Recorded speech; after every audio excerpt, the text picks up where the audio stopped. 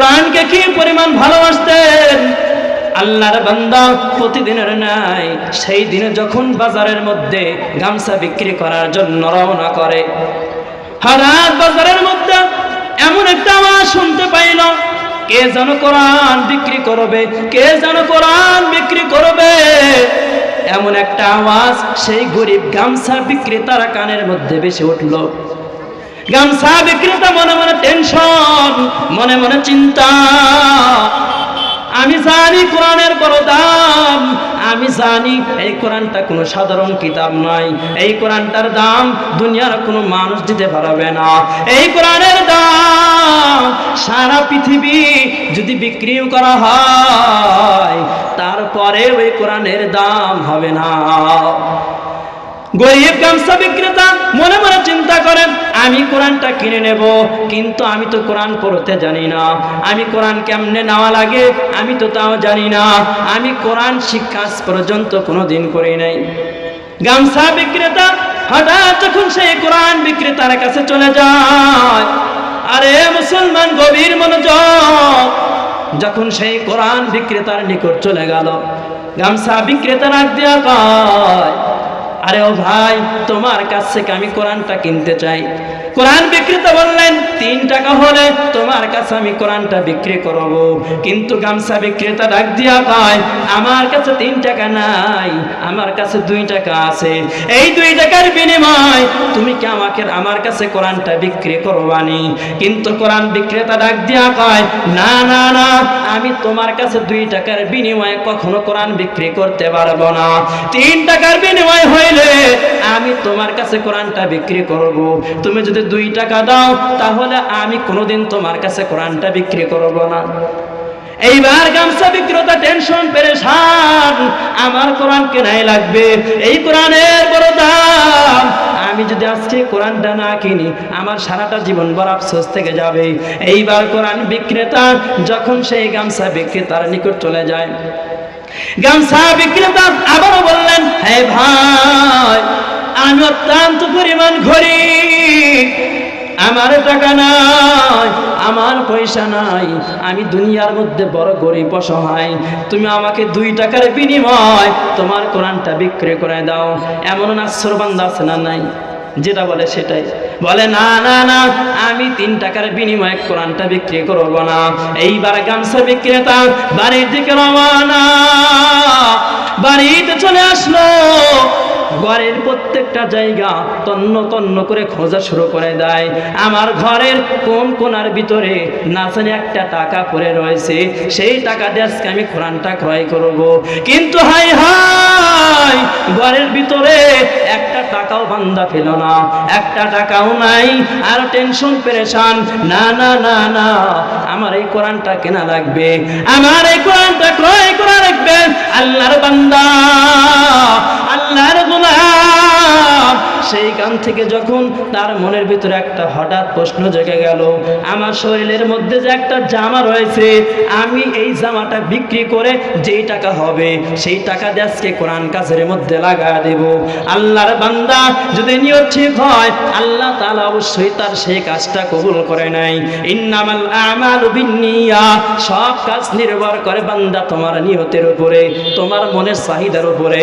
আল্লাহর বান্দা যখন তার সেই সুন্দর জামাটা বাজারের মধ্যে বিক্রি করার জন্য নিলাম তুলে দেয়, এ কে আছো আজকে বাজারের মধ্যে আমার জামাটা তোমরা কেউ ক্রয় করে নিবা, এই জামা বিক্রি করেন যেই টাকা হবে সেই টাকা আজকে আমি কোরআন কেনার মধ্যে লাগাইয়া দেব।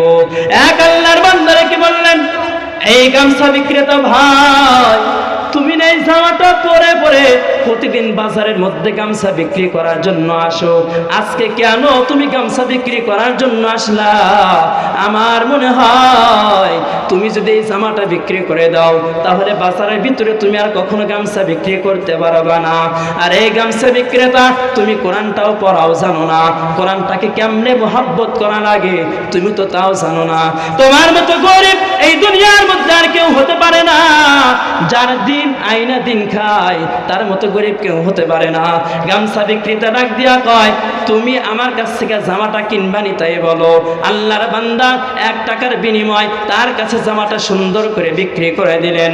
এইবার গামছা বিক্রেতা 3 টাকা জোগাড় করিয়া যখন সেই কোরআন বিক্রেতার কাছে চলে যায়, হে মুসলমান, গভীর মনোযোগ দিয়ে শোনেন, দেখেন কি পরিমাণ কোরআনকে মহব্বত করে।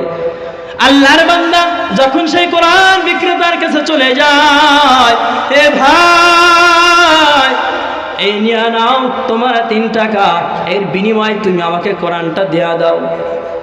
এইবার কোরআনটা কেনার পর যখন বাড়িতে চলে যায়, আল্লাহর বান্দা গামছা বিক্রেতা ওর ঘরের ভিতরে, পরিবারের ভিতরে কেউ ছিল না, ওনার একটা মাত্র মিয়া ছিল। ওনার মেয়েটাকে বললেন, হে আব্বাজান, আপনি কেন কোরআনটা কিনে নিয়ে আসলেন? আপনি তো মূর্খ মানুষ, আপনি তো কোরআন কখনো তেলাওয়াত করতে পারেন না, আপনি কেমন করে কোরআনটাকে সম্মান করবেন, আপনি তো তাও জানেন না। এইবার আল্লাহর বান্দা আল্লাহর কোরআনটা দেয়া কয়, আরে মা, না না না, আমি কোরআন পড়া জানি না, কোনো সমস্যা নাই, আমি কোরআনটা বড় ছুঁয়ে মহব্বত করব। আল্লাহর বান্দা যখন প্রতিদিনের নাই বাজারের ভিতরে চলে যায় আর কোরআনটা সুন্দর করে হাতায় বোনায় যাকে বলা হয়, আল্লাহর বান্দা হঠাৎ একদিন রাত্রেবেলা দুনিয়ার ভিতর থেকে বিদায় হয়ে গেল। দুনিয়ার ভিতর থেকে বিদায় হয়ে গেল। আল্লাহর গোলাম এলাকার সমস্ত মানুষ এসে জড়ো হয়ে গেল। মিয়াটা জোরে কান্না শুরু করে দেয়। মিয়াটা বারবার কান্না করে আর সমস্ত এলাকাবাসী ওনাকে ডেকে ডেকে বললেন, হে মামুনি, তুমি কান্না করিও না, আমরা এলাকাবাসী তোমার সঙ্গে রয়েছে, তুমি কান্না করিও না। আল্লাহর বান্দা যখন জানাজা করাইবে, এলাকার মধ্যে কোনো আলেম নাই, এলাকার মধ্যে জানাজা পড়ানোর মতো সেই পরিমাণ যোগ্য কোনো ব্যক্তি নাই।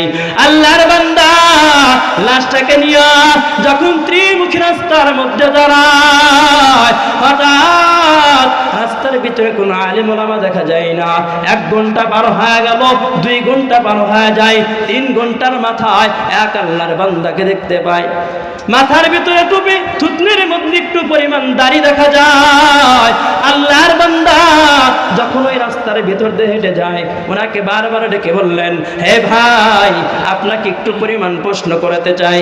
উনি বললেন, কি প্রশ্ন?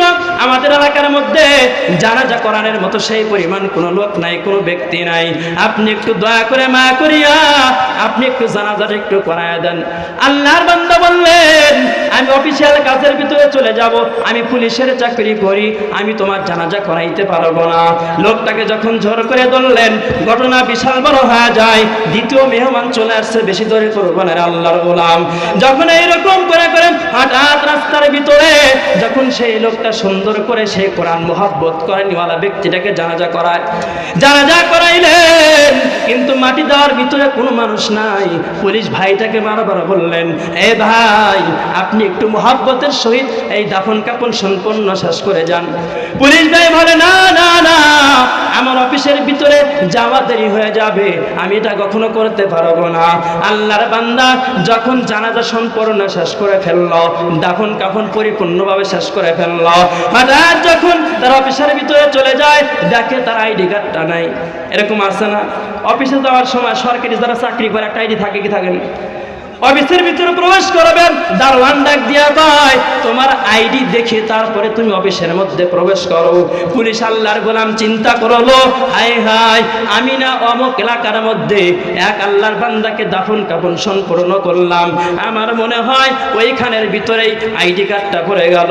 এইবার যখন এলাকাবাসী নিয়ে যখন সে কবরটা খনন করলো, সুন্দর একটা জিনিস দেখতে পাইলো। আল্লাহু আকবার, আল্লাহু আকবার 3 বার বলে উঠলো আর বলল, কে আসো এলাকাবাসী, দিক চলে আসো, আমি জানতে চাই এই লোকটা কি এমন একটা আমল করতো যে আমল করার কারণে আল্লাহ তাআলা তাকে এত সুন্দর নাজ নিয়ামত দান করলো। এইবার সমস্ত এলাকাবাসী ওনার মেয়ের কাছে নিয়ে গেলেন, ওনার সন্তানকে ডেকে বললেন, এ সন্তান, এ মামুনি, তোমার আব্বু কি এমন একটা আমল করতো? সন্তান ডেকে ডেকে বললেন, আমার আব্বা জান সেই পরিমাণ কোনো আমল করতো না, আমার জানা মতে আমার আব্বা জান সেই পরিমাণ ভালো কাজও করতো না, কিন্তু হা হা হা, আমি একটা কাজ বারবার দেখেছি, আমার আব্বা জান কোরআন পড়া জানতো না, কোরআনকে মহব্বত করেছে। প্রতিদিনের ন্যায় বাজারে যখন গামছা বিক্রি করার জন্য গিয়েছে, কোরআনটাকে বড় মায়া করে মহব্বত করে এরকম নেড়ে চড়ে গিয়েছে। আল্লাহ তাআলা হয়তো এই কোরআনটা মহব্বত করার কারণে আল্লাহ রাব্বুল আলামিন তাকে এত সম্মান বাড়াইয়া দিয়েছে। আল্লাহ রাব্বুল আলামিন এত সম্মান বাড়াইয়া দিয়েছেন। পুলিশ আল্লাহর বান্দা ওই সময় সবার সামনে প্রতিজ্ঞা করলেন, আমি পুলিশ হতে পারি, আমি বড় আলেম হতে পারি, আমি বড় আল্লাহওয়ালা হতে পারি, কিন্তু এই ব্যক্তির ভিতরে খাস ব্যক্তি হতে পারি নাই। ই কালামে জিন্দা কুরআনে হাকিম হিকমতে উ লা ইয়াজাল সাতু কাদিম।